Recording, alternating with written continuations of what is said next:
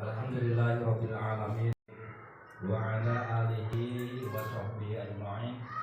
Qala rabbi shrah li sadri wa yassir li amri wahlul 'uqdatam min lisani yafqahu qawli. Amma ba'du. Yang saya hormati Kepala Sekolah Dasar Negeri Pasir Gadung 2, Bapak Wawi Nahrawi SPD, alhamdulillah telah hadir di tengah-tengah kita. Juga yang saya hormati, saya banggakan rekan-rekan Dewan Guru yang alhamdulillah 90% hadir dalam acara diseminasi budaya positif. Bersyukur kepada Allah Subhanahu wa taala pada kesempatan pagi yang berbahagia ini, alhamdulillah kita diberikan sehat oleh Allah Subhanahu wa taala. Salawat beserta salam mudah-mudahan ngalir pada baginda Nabi Muhammad sallallahu alaihi wasallam serta keluarganya, juga selaku umatnya sampai akhir zaman, amin ya rabbal alamin. Terima kasih pada panitia yang berkenan menunjuk saya untuk menjadi moderator pada kesempatan yang berbahagia ini. Mudah-mudahan acara kita pagi ini berjalan dengan lancar, dengan tidak ada halangan, amin ya Allah. Baiklah, hadirin yang berbahagia, acara hari ini yang pertama yaitu pembukaan, dilanjutkan yaitu sepatah kata dari kepala sekolah, dan yang terakhir yaitu inti pemaparan dari Bapak Yazid Muawazir yang insya Allah akan menyampaikan bagaimana budaya positif yang sesungguhnya. Mudah-mudahan kita semua bisa menyerap apa yang disampaikan oleh beliau. Mungkin yang terakhir itu penutup doa. Baiklah hadirin, untuk acara yang pertama yaitu pembukaan, mari kita buka bersama-sama dengan membacakan basmalah. Bismillahirrahmanirrahim. Baiklah, mari kita lanjutkan ke acara yang kedua yaitu sepatah kata dari Bapak Kepala Sekolah. Waktu dipersilakan.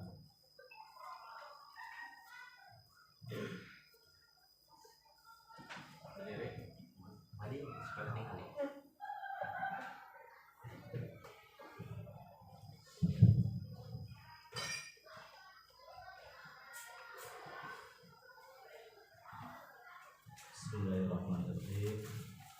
Assalamualaikum warahmatullahi wabarakatuh. Alhamdulillah wa syukurillah, la haula wa la quwwata illa billah. Assalatu wassalamu ala sayyidina Rasulillah Muhammad ibn Abdillah wa ala alihi wa sahbihi wa mawalah. Asyhadu an la ilaha illallah wa asyhadu anna Muhammadan abduhu wa rasuluhu la nabiyya ba'da. Amma ba'du. Yang saya hormati Bapak Ibu guru hebat SDN Pasir Gadung 2, hanya satu orang yang berhalangan hadir, yaitu Bapak Muhammad Fajri Isudawan. Namun itu tidak mengurangi semangat kita ya dalam sebuah acara yaitu diseminasi atau penyebaran pemahaman budaya positif di SD Pasir Gadung 2. Mudah-mudahan acara kita pada hari ini diberikan kelancaran oleh Allah Subhanahu wa taala. Bapak Ibu guru, ini adalah salah satu tugas dari guru penggerak yaitu Bapak Yazid Muawajir dalam modul berapa Pak? 1.4 ya, yaitu penyebaran budaya positif. Banyak di sini, banyak contohnya. Insya Allah nanti Pak Yazid sendiri yang akan memaparkan bagaimana budaya positif di SD Pasir Gadung 2 ini. Nanti Bapak Ibu guru, saya harap menyimak dengan seksama apa-apa saja contoh atau perilaku yang bisa ditularkan ke siswa mengenai budaya positif tersebut. Kemudian perlu kita ketahui bahwa guru penggerak ini berdasarkan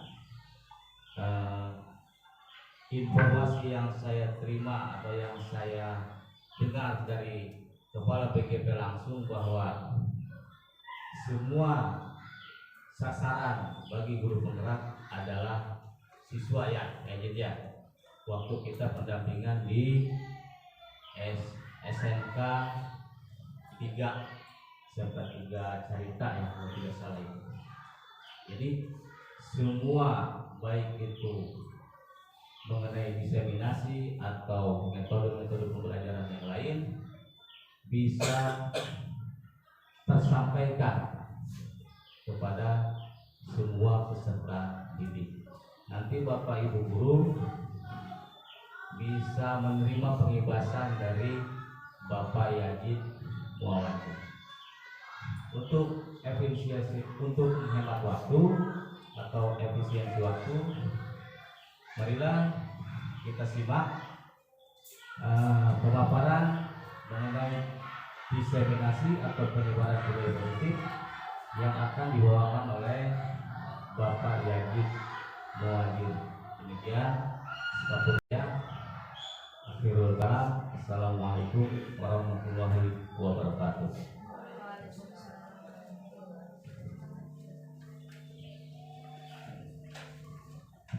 Waalaikumsalam warahmatullahi wabarakatuh. Terima kasih kepada Bapak Kepala Sekolah yang telah mengedukasi kita untuk belajar bagaimana menyimak supaya nanti tidak ada yang salah pengertian. Baiklah, menjak ke acara yang ketiga, acara inti, yaitu pemaparan tentang bagaimana apa itu budaya positif, contoh-contohnya ya. Maka dengan demikian saya berikan waktu kepada Pak Yazid Muawajir SPD, dipersilakan.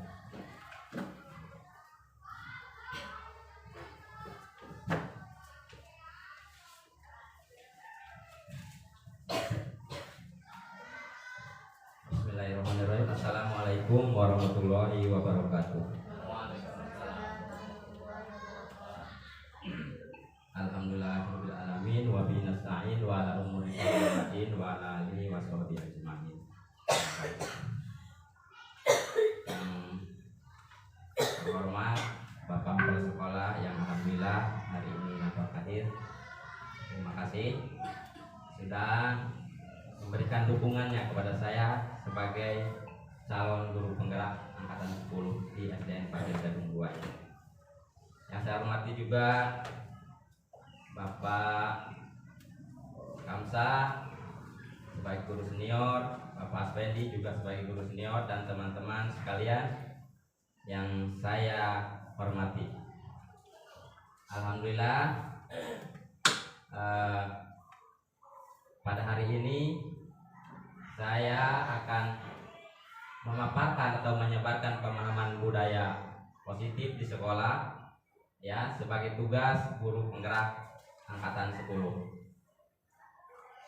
Pertama-tama marilah kita panjatkan puji dan syukur kehadirat Allah Subhanahu wa taala, yang mana atas berkat rahmatnya lah sehingga kita dapat berkumpul bermuajahah di acara penyebaran budaya positif di sekolah.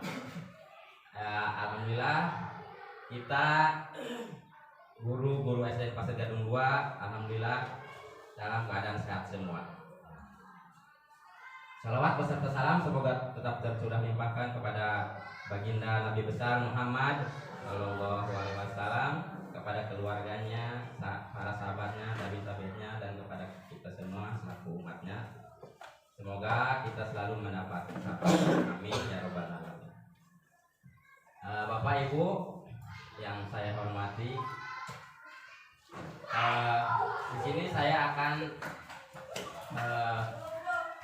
menyebarluaskan budaya positif ya, dimana saya bukan berarti paling bisa, juga bukan berarti saya paling depan bisanya.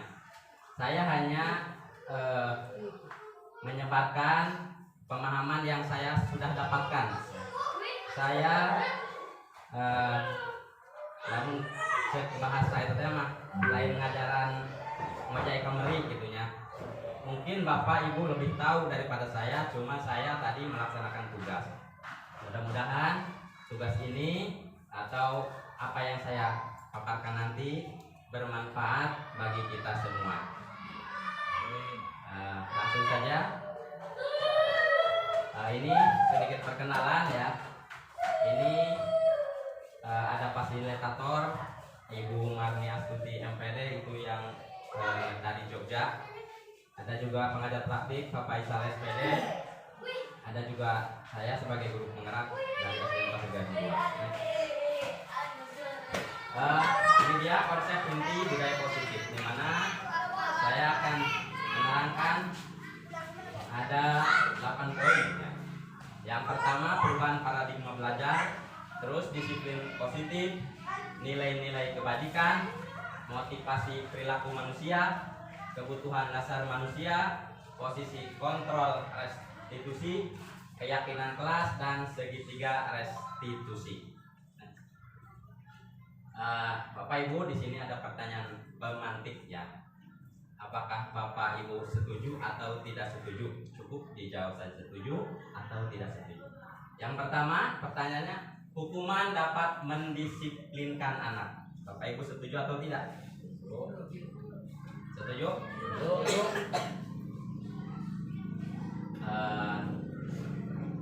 Yang kedua, pemberian hukuman dengan hal yang positif seperti membaca atau membersihkan halaman sekolah dapat meningkatkan disiplin anak. Setuju atau tidak? Setuju. Yang ketiga, memberi penghargaan dapat meningkatkan motivasi belajar anak. Setuju atau tidak? Setuju. Reward itu berarti ya. Ya, gitu. Baik, yang tadi itu apa namanya? Benar. Nah, di sini ya.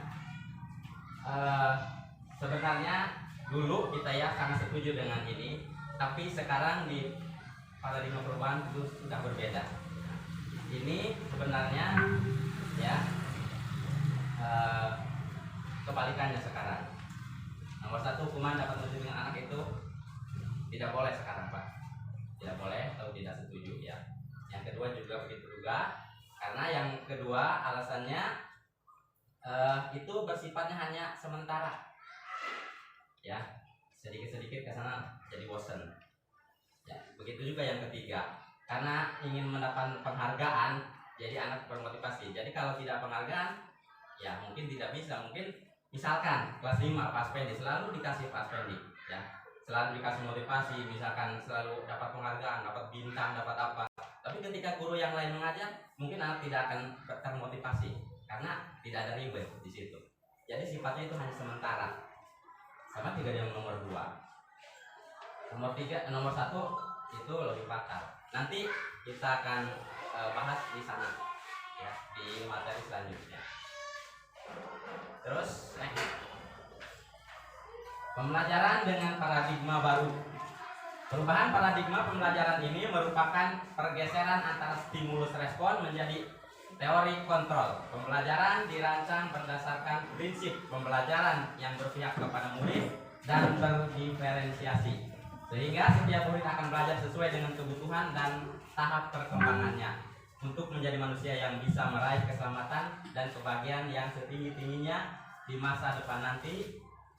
sehingga dapat mewujudkan profil pelajar Pancasila. Nah, itu profil pelajar Pancasila ya, yang sering kita dengar di kurikulum kurikulum Merdeka ini ya, tentang profil pelajar Pancasila. Yang pertama itu mandiri ya, beriman dan bertakwa kepada Tuhan Yang Maha Esa, dan berakhlak mulia, berkebinekaan global, bergotong royong, kreatif, dan bernalar kritis. Nah, itu apa namanya, dari profil pelajar Pancasila itu mekanismenya ya. Nah, paradigma perubahan kepalan tangan. Ini contohnya ya. Anda dan teman Anda akan melakukan kegiatan. Cobalah buka. Ini kepalan tangan. Misalkan A dan B. Anda A, tugas Anda adalah mengepalkan salah satu tangan Anda. Coba Anda bayangkan bahwa Anda menyimpan sesuatu yang sangat berharga di dalam kepalan tangan Anda. Anda perlu menjaga benda tersebut sekuat tenaga Anda karena begitu pentingnya untuk kehidupan Anda. Itu tugas A. Tugas B, rekan Anda adalah mencoba dengan segala macam cara untuk membuka kepalan tangan Anda. Teman Anda B boleh membujuk, menghardik, mengintimidasi, memarahi, menggoda, menggelitik, bahkan menawari Anda uang agar Anda bersedia membuka kepalan tangan Anda. Misalkan ada dua teman ya, boleh Bu ini sama Bu itu, yang satu mengepalkan tangan, yang satu mencoba untuk membuka tangan tersebut. Apa yang terjadi? Apakah Anda membuka atau tetap menutup kepalan tangan Anda? Mengapa alasan Anda? Siapakah yang sesungguhnya memegang kontrol, yang menutup kepalan tangan, atau yang berusaha dengan segala cara untuk membuka kepalan tangan rekannya? Itu bisa dicoba ya. Bisa dicoba. Yang satu mengepal tangannya, seakan-akan di dalam tangannya Anda itu ada harta karun ya, yang harus Anda jaga, yang harus dijaga dengan sekuat tenaga sampai titik darah penghabisan. Yang kedua, teman Anda itu berusaha membuka tangan ya. Tangan Anda itu bisa diperagakan, bisa dibuka, mau tadi dirayu, terus diintimidasi, dihardik, dicari kanan gitu, terus diberi duit, disetrum, nah bahkan itu bisa dilakukan sehingga dapat membuka atau bahkan tidak dapat membuka. Misalkan ya, kita dapat membuka tangan, itu karena apa? Itu karena terpaksa, misalkan karena sakit ya, karena apa namanya, tangan kita digigit, dicubit, itu sangat terpaksa. Berarti itu, jadi orang lain tidak bisa mengontrol kita, hanya diri kita yang bisa mengontrol kita ya. Boleh. Berarti menurut semangat saya, jadi siswa itu artinya kan bebas. Boleh juga dikatakan bebas tanpa pendidikan dirinya. Artinya dalam proses pembelajaran terhadap siswa itu tidak ada istilahnya unsur paksaan gitu ya. Nah, sedangkan kita adalah dituntut dengan kualitas. Nah, yang menjadi persoalan atau menjadi pertanyaan, apakah dengan metode semacam itu kalau diterapkan akan menghasilkan gitu kan, dan menghasilkan istilah sesuai dengan yang kita tuju, yaitu tadi kualitas itu ya, belajar untuk siswa, ataukah misalkan ada cara lain gitu. Ya. Baik Pak. Betul yang disampaikan tadi Bapak Kamsa ya, dimana kalau kita membiarkan saja siswa itu dengan maunya sendiri, apakah akan terwujud ya tujuan pembelajaran yang lebih baik. Itu Pak, nanti ada contohnya di sana, karena tadi ada juga saya pernah belajar di modul 1.1 ya, tentang Ki Hajar Dewantara. Jadi guru itu hanya sifatnya menuntun ke arah yang lebih baik atau menurut kodrat apa namanya? Kodrat zaman ya. Kodrat zaman ya. Itu apa namanya? Jadi siswa itu yang penting apanya? Tidak salah jalan. Kita hanya menuntun. Jadi misalkan siswa ini nih apa namanya, minatnya atau maunya hanya olahraga saja. Jadi kita jangan batasi. Kita hanya menuntun mereka ya sesuai kodrat alam dan kodrat zaman. Menuntun di situ sama dengan membimbing tidak tujuannya? Ya, menuntun sama juga membimbing ya, membimbing. Jadi tidak mengarahkan ya. Bukan tidak mengarahkan, kita mengarahkan, cuma tidak menekan. Misalkan kan dalam siswa satu kelas ya, beda-beda minatnya sesuai kodrat alamnya. Jadi nuhiji mah bisa hanya main bola doang, nuhiji mah bisa nulis doang gitu. Jadi kita hanya menuntun. Jadi siswa itu dikembangkan potensinya sesuai kodrat alam ya, kodrat bawaan dan kodrat zamannya. Jadi kita menuntun, walaupun tadi anak sukanya begini, tapi kita harus mengajarkan juga kodrat zaman. Di sini misalkan di sini zamannya online, ya kita harus ajarkan online itu sebagai bagaimana gitu kan. Tapi tadi itu online-nya itu yang baik ya, jangan yang tidak baik, jangan seperti dulu gitu kan. Siswa tiap hari megang gadget apa namanya, tapi ketika mau disuruh login AMBK tidak bisa. Nah itu pembelajaran yang salah ya. Jadi kita harus menuntun mana yang baik dan mana yang kurang baik. Sepertinya ini anomali Pak Cemut ini ya. Ya Pak. Sisi lain jangan memaksa, sisi lain harus membebaskan. Ini sebetulnya bagaimana ini maunya? Ya. Tapi bagi Abi Makil jadi ternyata istilahnya ada keluar 100% mantul makanya gitu. Tinggal nanti tujuan pendidikan ya, tujuan pendidikan dan tujuan mendidik ya. Mendidik itu kan apa? Mengubahkan karakteristik anak sebenarnya ya, dari hal-hal yang yang sifatnya negatif atau dari hal yang tidak tahu menjadi tahu kan, yang belum bisa menjadi bisa kan gitu kan. Itu karena sebenarnya ya. Jadi namun skill salah satu contoh ya kaji misalkannya berarti Pak Spendi sana namanya si Eko, maka Pak Spendi ngajar si Eko mah kudu menggunakan HP sebab main HP itu saya mudah karena jadi kebetus tulis kebetus baca itu udah itu kan menggunakan HP tapi kita bukan enak bicara nama ya kena kurang mereka senang aja kena kurang ya caranya kan caranya Baik, tadi itu ya si Eko mah dulu pakai HP karena dia pakai HP bisa. Mungkin saja ubahlah sikap atau perilaku Anda. Namun bila kita ingin memperbaiki cara utama kita, maka kita perlu mengubah kerangka acuan kita. Ubahlah bagaimana Anda melihat dunia, bagaimana Anda berpikir tentang manusia. Ubahlah paradigma Anda, skema pemahaman dan penjelasan aspek-aspek tertentu tentang realitas. Jadi kalau kita ingin membuat kemajuan perlahan ya, membuat kemajuan perlahan-lahan. Jadi kita harus sedikit-sedikit jadi mengubah sikap atau perilaku. Namun bila kita ingin memperbaiki cara utama kita ya, maka kita perlu mengubah kerangka acuan kita.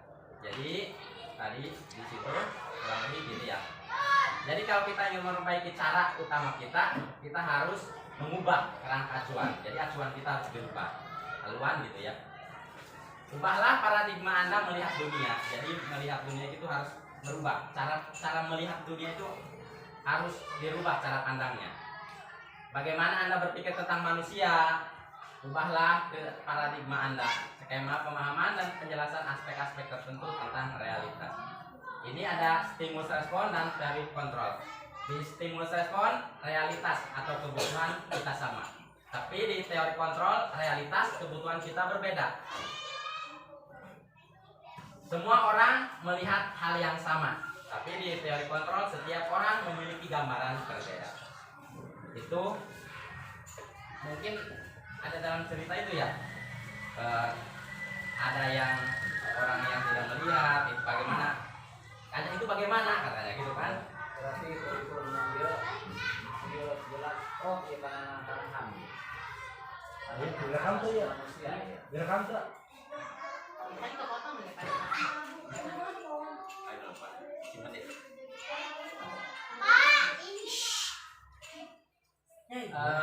Biarkan bebas dia mas. Iya, Pak. Kita mencoba mengubah orang agar Ulang.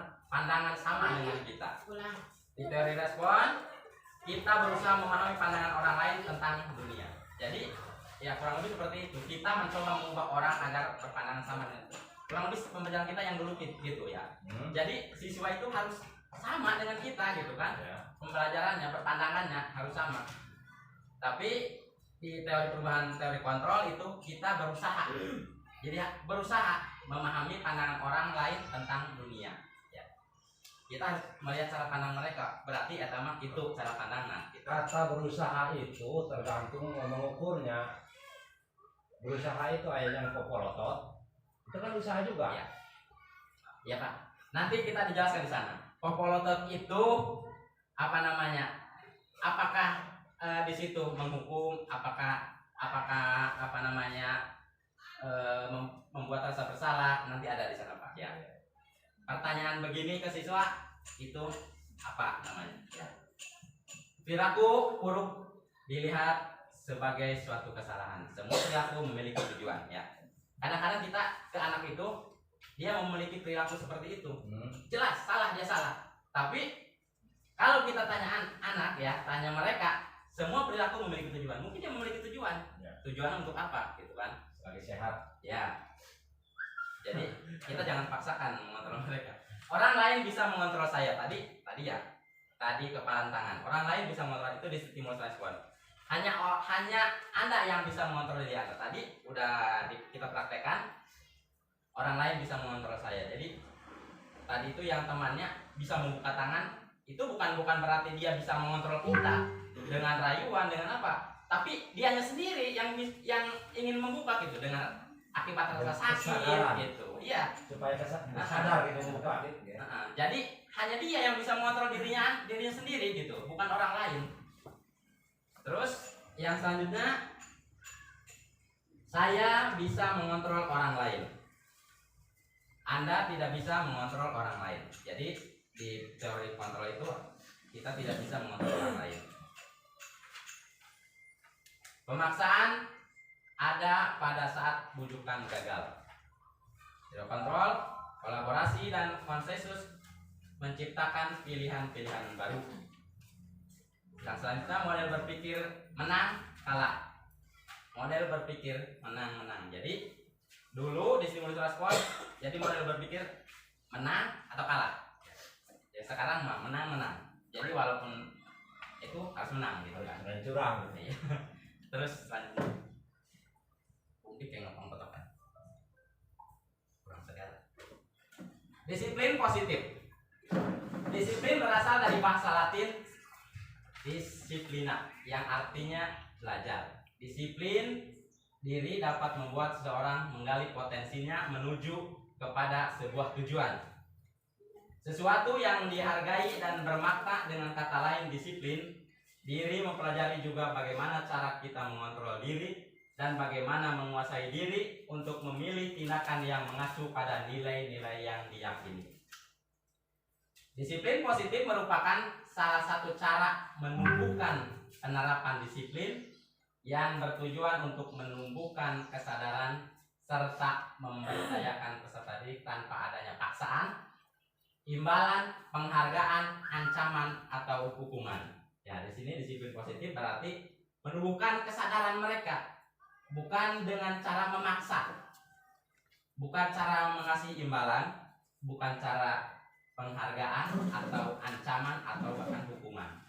Tadi di depan sudah kita jelaskan, di sini sudah sedikit ada pemahaman.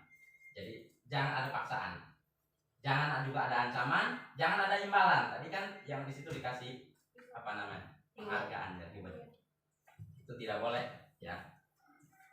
Terus sebagai pendidik tujuan kita adalah menciptakan anak-anak yang memiliki disiplin diri sehingga mereka bisa berperilaku dengan mengacu pada nilai-nilai kebajikan universal dan memiliki motivasi intrinsik bukan ekstrinsik.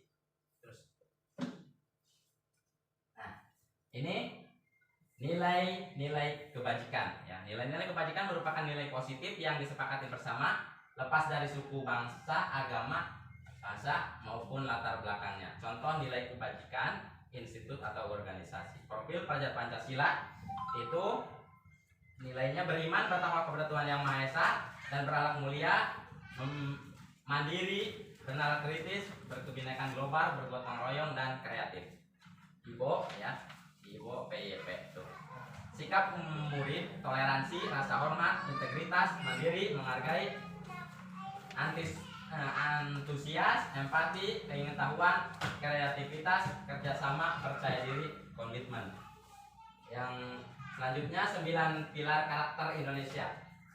Itu cinta Tuhan dan segenap ciptaannya, kemandirian dan tanggung jawab, kejujuran, amanah, diplomatis, hormat dan santun, dermawan, suka menolong dan gotong royong, percaya diri, kreatif dan pekerja keras, kepemimpinan dan keadilan baik, dan rendah hati, toleransi, kedamaian dan kesatuan.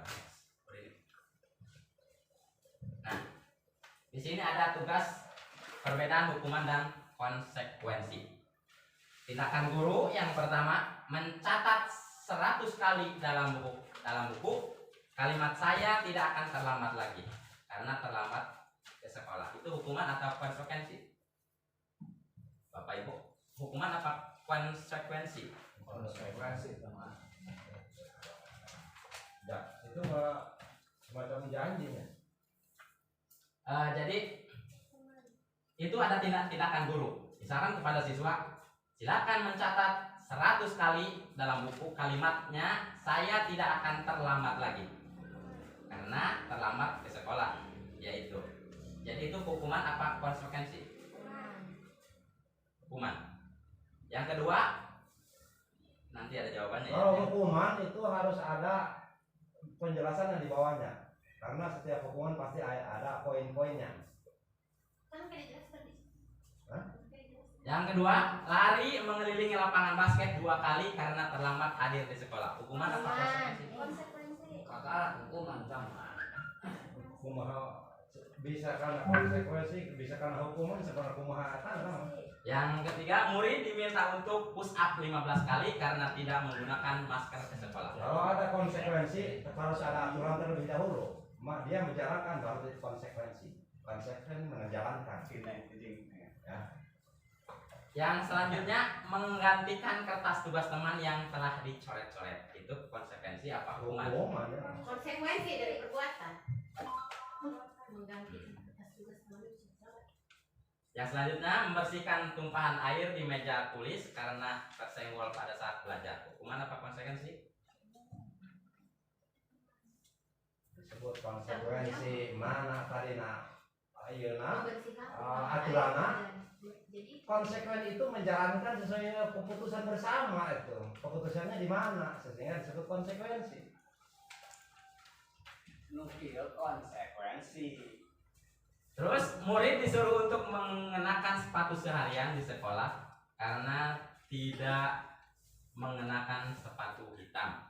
Murid disuruh mengenakan sepatu seharian di sekolah karena tidak menggunakan sepatu hitam. Konsekuensi apa hukuman? Konsekuensi.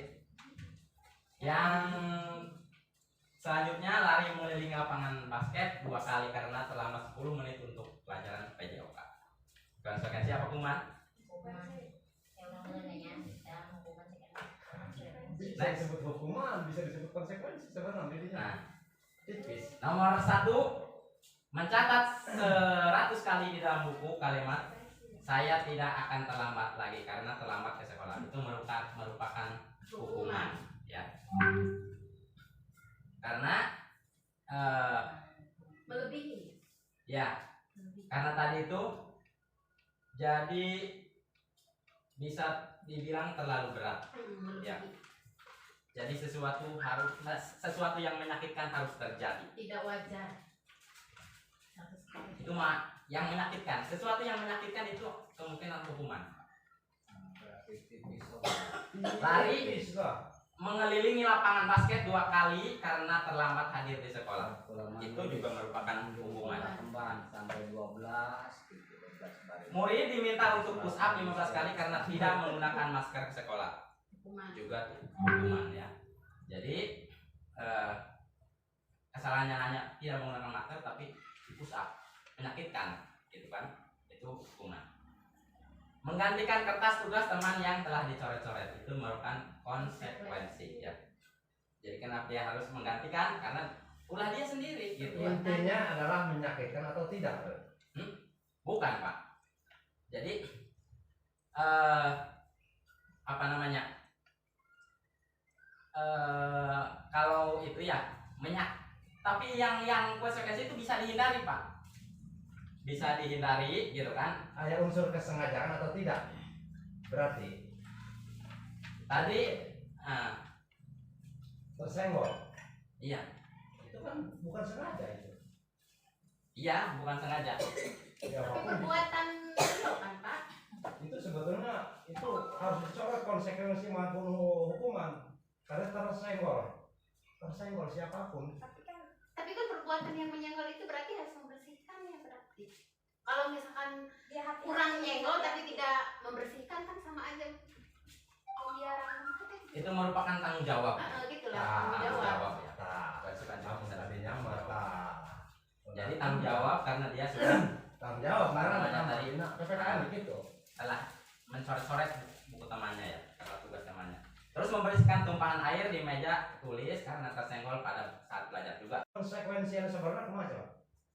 Apa, Pak? Konsekuensi. Nanti ada di sana, Pak, ya. Seterusnya. Murid disuruh untuk mengenakan sepatu seharian itu merupakan hukuman, ya, karena itu tadi yang menyakitkan tersebut tidak bisa dihindarkan, ya. Terus yang terakhir itu mengelilingi basket lapangan 2 kali karena terlambat 10 menit untuk pelajaran PJOK. Nah, di sini ada 2, ya, hanya beda sedikit tentang hukuman dan konsekuensi. Ini nomor 2 dan nomor terakhirnya. Lari mengelilingi lapangan basket 2 kali karena terlambat hadir di sekolah. Yang terakhir itu lari mengelilingi lapangan basket 2 kali karena terlambat 10 menit untuk pelajaran PJOK. Tapi di situ beda. Itu yang satu hukuman, yang satu konsekuensi. Itu apa bedanya?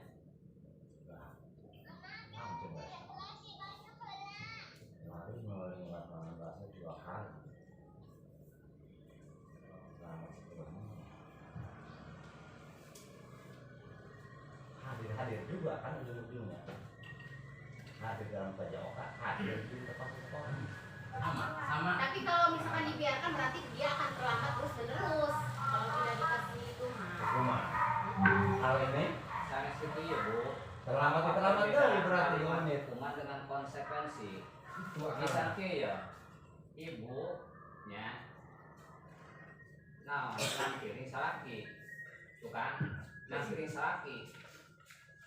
Maka ibu harus apa? Harus menanggung konsekuensi terhadap perbuatan ibu negeri salaki. Maka kena tanggung jawab ngaranna. gitu kan? Kena kan itu hukuman kan kan? Jadi kita itu kalau misalkan melakukan sesuatu misalkan harus apa? Harus siap menanggung konsekuensinya gitu kan. Maka kima jadi apa perbedaan seharusnya? Pengertian daripada kalimat konsekuensi itu dengan apa? Dengan hukuman. Nah, Jadi kudu itu nu dipecah heula. itu akan Karena tidak akan apa? Tidak akan timbul hukuman kalau tanpa konsekuensi. Itu. Karena 2 kalimat nama eta dengan perbedaan saeutik. Itu lain sinonnya meta lain memang. Iya, betul. Seperti yang pertanyaan nomor 2 dan nomor terakhir itu sama-sama ketinggalan. Tapi kenapa yang satu ada hukuman, yang satu konsekuensi? Nah, mungkin perbedaannya di sini. Kalau yang satu itu yang ketinggalan itu khusus untuk pelajaran PJOK, terlambat 10 menit. Karena biasanya di PJOK 10 menit pertama biasanya itu pemanasan. Nah, dia ketinggalan pemanasan, maka dia harus pemanasan terlebih dahulu melilingi ruang basket 2 kali mengelilingi. Jadi itu mungkin itu disebut konsekuensi akibat ketinggalan pemanasan, maka dia harus pemanasan sendiri. Gitu. Konsekuensi nomor 4 menggantikan kertas tugas teman yang telah dicoret-coret. Iya. Terus itunya gimana itu argumennya? Menggantikan kertas tugas teman yang telah dicoret. Kenapa konsekuensi bukan hukuman? Ya. Karena menggantikan kertas ya siswa itu yang dicoret-coret ya, itu sifatnya tidak menyakitkan banget gitu Pak. Enak aja tidak menyakitkan. Karena itu hanya konsekuensi, jadi harus menggantikan. Seharusnya itu dihukum, sebab itu ada perilaku jahat di situ. Jahat itu mah. Jadi bukan masalah kertasnya yang enteng. Ya. Kan tadi sudah digantikan, menggantikannya. Ganti lo dengan hukuman itu. Ya, terus kemudian ini next. Nanti Jahat ada itu penjelasan. orang itu kalau dibiarkan. Ini perbedaan hukuman dan konsekuensi. Nih Pak. Tadi yang dipertanyakan apa bedanya hukuman dan konsekuensi? Ya. Itu hukuman. Hukuman itu sesuatu yang menyakitkan harus terjadi. Di konsekuensi sesuatu harus terjadi. Ya. Berlarut-larut. Ya, jadi sesuatu yang menyakitkan kalau itu hukuman disebutnya. Ya. Kalau sesuatu yang harus terjadi, tadi itu akibat kita menyenggol air, ya kita harus membersihkan. Iya Mas Fendi ya. Ya. Ya, konsekuensi. Nah, medis itu kan sama pikiran Mas Fendi dan anak-anak ada dokter cek medis ini bapak kebanyakan merokok, gitu kan? Maka konsekuensi dari merokok itulah hukuman anak. Jadi ada sih ya. Sesuatu yang harus ditanggung akibat perbuatan. Yang seterusnya, hukuman itu membuat anak sakit, ya, membuat anak sakit, baik fisik maupun hati untuk jangka waktu yang lama. Jadi kalau dihukum itu anak itu akan sakit Pak, sakit hati ataupun sakit fisik untuk jangka waktu yang lama. Membekas. Jadi mungkin kita saja ya waktu dulu belajar di SD mungkin kita pernah dihukum. Ada mungkin masih ingat sampai sekarang. Itu yang terlambat PJOK lari mau disorakan ke obat turana juga ada mungkin sakit juga itu. Kalau kalau tadi ya itu kan konsekuensi ya. Itu dalam pelajaran PJOK mungkin itu hanya di mata pelajaran olahraga saja Pak. Tapi kalau yang di sana 2 menit dalam mata sekolah mengelilingi pantai, semua orang akan tahu. Akan semua stakeholder di sekolah akan tahu bahwa dia terlambat. Nantinya akan dia pasca kualitasnya mah dibully gitu kan, dia terlambat. Tapi kalau untuk lapangan basket, olahraga, mungkin guru olahraga itu khusus tempatnya ada Pak. Di lapangan lagi bermain-main, jadi tidak kelihatan. Tidak kelihatan olahraga ya. Kalau bagaimana kalau matematika? Ya, mungkin bukan lagi konsekuensi atau itunya, bukan lagi ya di matematika itu, karena kita contohkan ke olahraga tadi. Karena kalau di matematika ya terlambat di matematika mungkin itu jadi hukuman Pak kalau harus mengelilingi karena tadi tidak sesuai dengan novelnya. Harus sesuai dengan jalur. Terus konsekuensi membuat anak merasa tidak nyaman dan dalam jangka waktu pendek. Mungkin kalau di konsekuensi tadi si anak itu membuatnya merasa tidak nyaman. Itu menggantikan eta. Jadi merasa tidak nyaman. Tapi dalam jangka waktu pendek sama jelas lah pokok gitu lah. Terus hukuman anak membenci kedisiplinan. Jadi realitasnya gitu, anak akan membenci kedisiplinan kalau kita hukum. Wajib rasa sekolah jadi kayak kalian berubah. Tapi di konsekuensi anak menghargai disiplin. Jadi anak itu akan menghargai disiplin. Hukuman itu paksaan, Pak. Paksaan. Jadi dipaksa. Kudu gitu melakukan gitu. Tapi di konsekuensi stimulus atau tanggapan. Ya. Terus di hukuman mendorong anak menyakiti diri sendiri. Di konsekuensi mendorong anak agar mudah menyesuaikan diri. Terus yang selanjutnya konsep diri yang buruk. Kalau di hukuman, kalau di itu konsep diri yang baik. Jadi bisa sebaliknya gitu ya. Hukuman anak belajar untuk menyembunyikan kesalahan. Di stimulus di konsekuensi anak belajar untuk mematuhi peraturan. Di hukuman marah, rasa bersalah, dipermalukan, merasa tidak dihargai. Tapi di konsekuensi kehilangan hak, dibuat tidak nyaman, diasingkan untuk sementara. Itu juga untuk sementara. Itu ada di mana tuh? Di satu dari resolution apa? The five position of control Yayasan Pendidikan Luhur. Itu perbedaannya Pak, perbedaan Bapak Ibu, perbedaan konsekuensi dan hukuman. Yang selanjutnya, Bu. Nih, konsekuensi ya. Teori motivasi, hukuman dan penghargaan restitusi. Ada hukuman. Hukuman bersifat tidak terencana atau tiba-tiba. Hukuman itu tidak terencana atau bersifat tiba-tiba. Misalkan anak kurang tanya apa, datang tinggalin anak, suruh kurang dihukum, anak tanya mak sendal, misalkan, jadi hukum. Sifat tiba-tiba. Anak atau murid tidak tahu apa yang akan terjadi. Kadang-kadang tanya pan kita siswa, namun dia dihukum pakai hukuman, jangan nyori calo kosa kartu baik gitu. Biasanya gitu. Dan tidak dilibatkan ya. Jadi biasanya kalau hukuman itu anak itu tidak dilibatkan. Main hukum, dihukum be. Tidak apa minta ditanya deh. Pokoknya nama terlambat, naon alasan, pokoknya itu be hukum. Gitu. Misalkan dia memakai kudu sepatu hidung, dia pakai sepatu putih. Tadi tanya deh, kunaon di sepatu eta. Kunaon bisa gitu, eta kan tidak dilibatkan kan. Hukuman bersifat satu arah.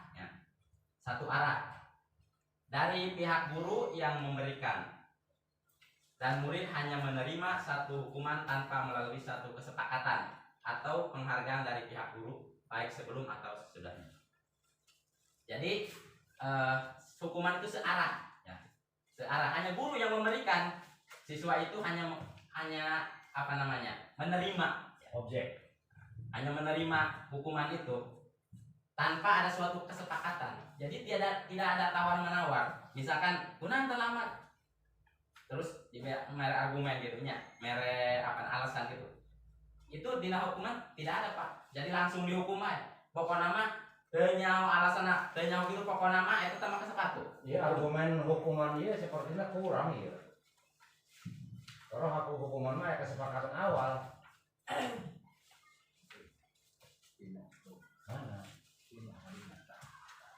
Terus yang selanjutnya kita konsekuensi ya. Konsekuensi itu sudah terencana atau sudah disepakati. Itu Pak yang ada kesepakatan itu konsekuensi. Hukuman itu kadang-kadang tidak ada kesepakatan gitu kan. Lain hukuman diktator ngaranna kana kuku-kuku. Iya, kadang-kadang begitu Pak. Nyaho-nyaho kan dihukum. Tama budak lamun poe Senen ya teu make sepatu becan heula teh awal anu. Coba orang budak na epat dirham mana pun dapat kuku-kuku ngaku abdi. Melayar bapak budak semua kayak konsekuensi Pak. Nah, itu masuknya konsekuensi kalau ada tadi itu. Kalau murid yang ngelawan, iya bejan mana bapak? Tidak ada aturan bapak. Datang hukum abdi. Itu tadi Pak, itu berarti masuknya bukan hukuman karena tadi itu si murid itu hanya menerima, tidak diajak diskusi Pak, tidak diajak diskusi. Tadi yang itu ya, hanya menerima, si guru itu hanya apa namanya memberikan, siswa itu hanya menerima.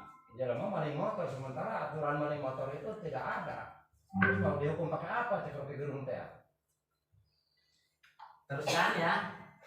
Sudah dibahas dan disetujui oleh murid dan guru. Jadi konsekuensi itu peraturan yang sudah dibahas dan disetujui oleh murid dan guru. Umumnya bentuk-bentuk konsekuensi bisa dibuat oleh guru atau sekolah dan murid sudah mengetahui sebelumnya konsekuensi yang akan diterima bila ada pelanggaran. Nah, jadi kalau kita sudah membuat kesepakatan antara guru dan murid, misalkan tadi itu temo pulpen atau menyobek kertas batur, nah itu kan udah ada kesepakatan, itu masuknya konsekuensi. Tapi kalau hukuman secara tiba-tiba tadi, gara-gara misalkannya si Faisal nyepak bola kena kaca misalkan, nah langsung kan dihukum, itu kan tidak terencana. Terus abdi mah pola mah sabar mah asup kana konsekuensi tan eta tadi nama. Terus restitusi ya, yang terakhir nih paling bagus, restitusi. Proses menciptakan kondisi bagi murid untuk memperbaiki kesalahan mereka sehingga mereka bisa kembali pada kelompok mereka dengan karakter yang lebih kuat.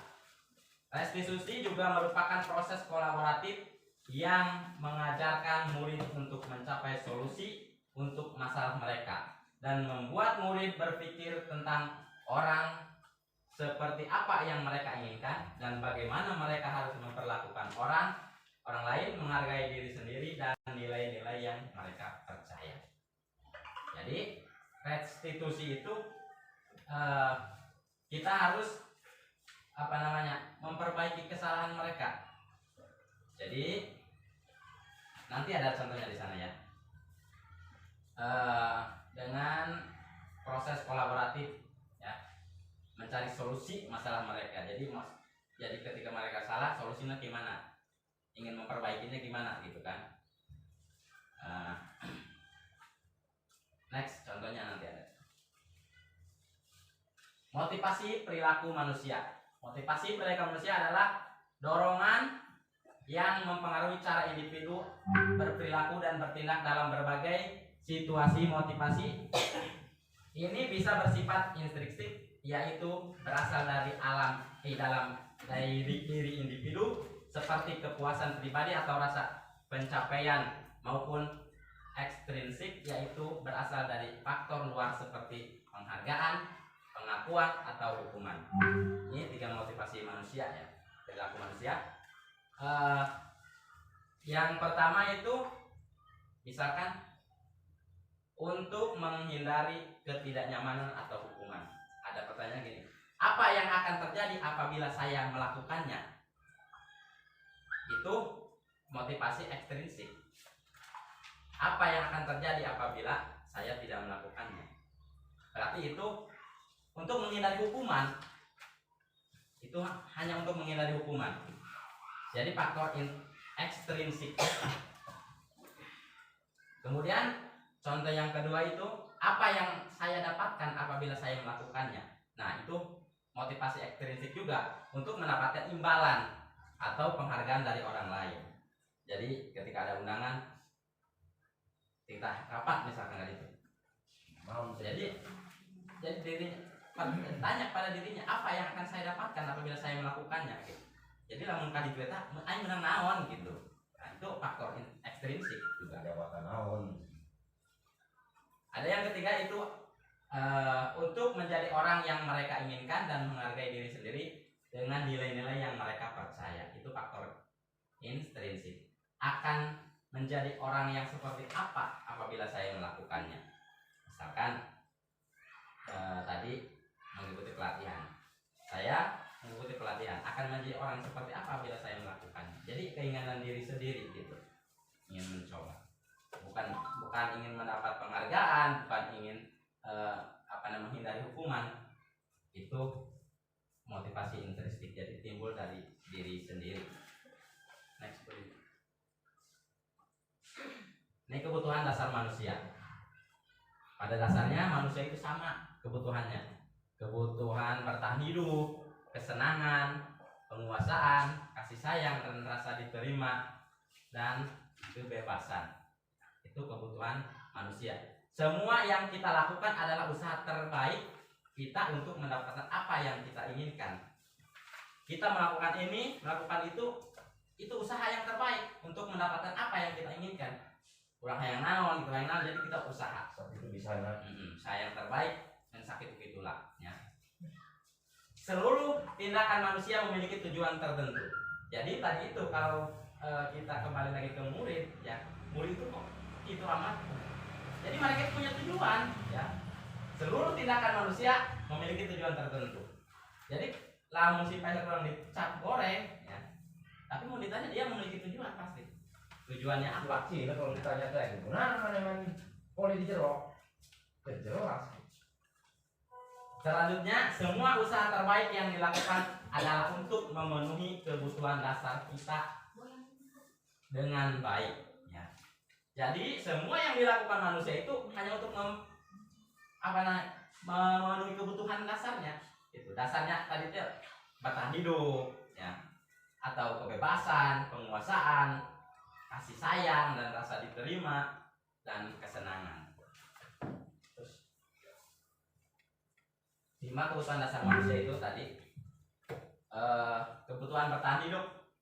Kebutuhan bertahan hidup adalah kebutuhan yang bersifat fisiologis, biologis seperti makanan, pakaian, tempat tinggal, kesehatan dan juga rasa aman. Itu kebutuhan bertahan hidup.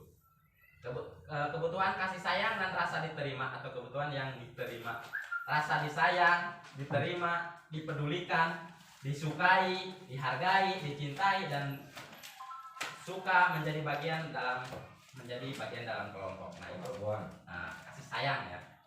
Jadi jalan mama tadi saya buat kebutuhan kasih sayang, ingin disayang, kan, diterima.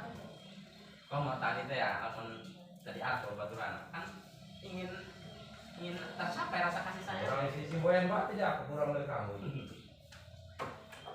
Yang selanjutnya penguasaan atau kebutuhan pengakuan atas kemampuan, harga diri, prestasi, keinginan untuk dianggap pemimpin dan didengar ya. Jadi penguasaan itu ini ada tipe-tipe guru ya, tipe-tipe guru.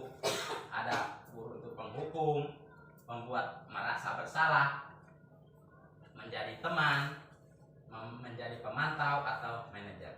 Dari 5 itu yang terbaik itu adalah sebagai manajer. Dimana tadi di situ ada penghukum. Seorang penghukum bisa menggunakan hukuman fisik maupun verbal. Nada suaranya tinggi, bahasa tubuh, mata melotot, dan jari menunjuk-nunjuk atau menghardik. Nah itu penghukum namanya. Namun orang melotot, nyerek kanan, nah itu penghukum. Yang ininya itu penghukum ada. Terus ada juga tipe guru pembuat merasa bersalah. Pembuat rasa bersalah akan menggunakan keheningan yang membuat orang lain cara yang lebih efektif untuk mendapatkan apakah kamu butuhkan. Terus menanyakan keyakinan. Keyakinan kelas apa yang telah kita sepakati? Kamu ingin menjadi orang seperti apa? Nah itu menanyakan keyakinan. Next.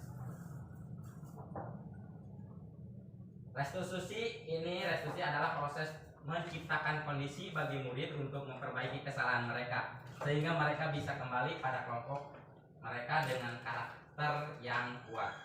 Itu Bosen 2004. Terus restitusi bukan menebus kesalahan. Restitusi adalah sebuah tawaran dan bukan paksaan. Restitusi fokus pada solusi dan dapat mengembalikan murid yang berbuat salah pada kelompoknya. Nah, ini tahapan segitiga restitusi. Yang satu menstabilkan identitas, yang kedua memvalidasi tindakan yang salah, yang ketiga menanyakan keyakinan. Nah, ini contoh-contohnya. Menstabilkan identitas untuk membuat anak yang merasa gagal karena berbuat salah menjadi positif terhadap dirinya. Guru berkata, berbuat salah itu hal yang manusiawi. Tidak ada manusia yang sempurna. Ibu juga pernah berbuat salah. Kita pasti bisa menyelesaikan permasalahan ini. Ibu tidak tertarik untuk mencari tahu siapa yang benar, siapa yang salah? Ibu lebih tertarik untuk menyelesaikan masalah. Kalau kamu menyalahkan dirimu sendiri terus-menerus, apakah kamu bersikap baik pada dirimu sendiri? Nah, itu menstabilkan identitas. Next.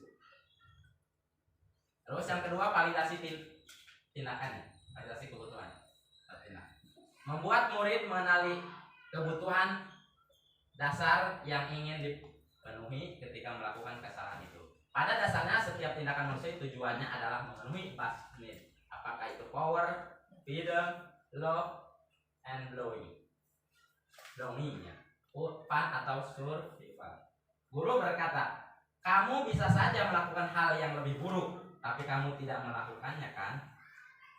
Itu validasi kebutuhan. Kamu pasti punya alasan mengapa melakukannya. Apa yang penting bagi kamu? Kamu boleh tetap berusaha menjaga sikap itu, tapi tambahkan sikap yang lain yang baru. Maukah kamu belajar secara lain untuk mendapat yang kamu butuhkan tanpa harus memukul? Misalkan, disuruh memukul. Apakah kamu bisa melakukan dengan lebih baik besok lagi? Next. Nah, ini yang terakhir, menanyakan keyakinan. Anak melihat kesalahannya dihubungkan dengan norma sosial dan nilai-nilai yang mendasari manusia berinteraksi dengan orang lain. Guru berkata, apa nilai yang kita percaya di kelas, sekolah, atau sekolah kita? Nilai-nilai universal apa yang telah kita sepakati? Itu menanyakan keyakinan ya, karena dia sudah membuat keyakinan di kelas. Kelas yang ideal itu seperti apa sih? Kamu ingin jadi anak seperti apa? Apa yang kamu rasakan? Ketika kamu melakukan itu, kamu menjadi orang yang seperti apa? Nah, itu menanyakan keyakinan. Kurang lebih kata-katanya seperti itu. Nah, demikianlah diseminasi penerapan budaya positif di Yayasan Laki Laki 2 Kecamatan Patia, Kabupaten Pandeglang. Terima kasih. Cukup sekian, Bapak Ibu. Hatur nuhun, terima kasih sudah bersedia ya mendengarkan atau menyerap informasi. Mudah-mudahan ini bermanfaat untuk kita dan kita bisa menerapkannya dalam kehidupan kita dalam pembelajaran di sekolah ini. Mudah-mudahan ini bermanfaat untuk kita semua. Kurang lebihnya saya mohon maaf. Assalamualaikum warahmatullahi wabarakatuh. Terima kasih kepada Bapak Yasin Awajir yang telah memaparkan tentang apa itu untuk jadi guru penggerak itu seperti itu. Alhamdulillah sudah kita dengarkan yang begitu rumit sehingga ini pikiran menganyut-nyut luar biasa. Ya, mudah-mudahan dengan arahnya kegiatan ini Pak Yazid segera berhasil sesuai dengan cita-citanya dan kita semua tidak segan-segan, jangan segan-segan untuk memohon penjelasan kapan saja. Siap kan? Siap. Alhamdulillah. Mungkin itu saja yang bisa disampaikan acara kita hari ini. Mari kita tutup dengan bersama-sama membacakan hamdalah. Alhamdulillahirabbil alamin.